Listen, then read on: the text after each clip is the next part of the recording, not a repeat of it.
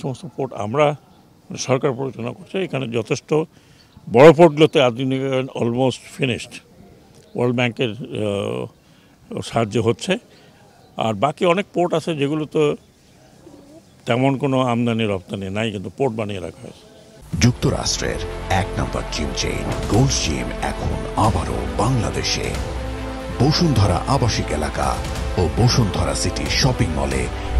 এর মধ্যে আমি 4টা বন্ধ করতে পেরেছি, বন্ধ করতে চাইছিলাম 8টা, কিন্তু 8টা থেকে 4টা করলাম। এখন অনেক পোর্ট আছে, এখন 20টা পোর্ট যদি আমি বলি, 20টা পোর্টের মধ্যে কার্যকর হতো 12টা 14টার বেশি নাই। তো এইসব পোর্ট আধুনিকায়ন করে কি হবে? 1 পয়সা যেখানে হয়তো সারা বছরে 10,000, 15,000, 20,000, 30,000 টাকা আর্ন হয়, খরচ হচ্ছে তার সাথে আরও বেশি। ওগুলো তো যেগুলো কার্যকরী পোর্ট, বড় পোর্ট, সেগুলো আধুনিকায়ন হচ্ছে।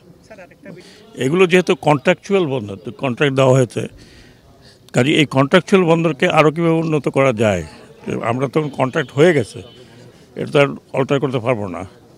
অন্যান্য যেগুলো আমরা পরিচালনা করছি, মানে গভর্নমেন্ট পরিচালনা করছে, সেগুলি কিন্তু অনেক আধুনিকায়ন হচ্ছে।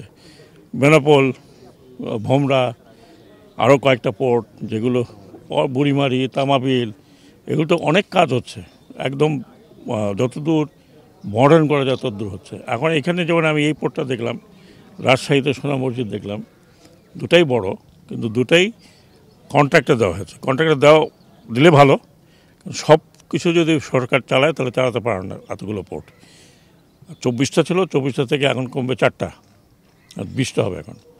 এই 20টা পোর্ট সবগুলো চালানো ডিফিকাল্ট। আমরা আরও কিছু পোর্ট, বিশেষ করে 2-4টা যে বন্দর আছে, নদী বন্দর, এগুলোকেও আমরা এইভাবে পাবলিক প্রাইভেট সেক্টরে দিয়ে দেওয়ার চেষ্টা করছি, যাতে প্রাইভেট সেক্টর তারা নিজেরা পরিচালনা করে, তাদের ইকুইপমেন্ট নিয়ে আসে।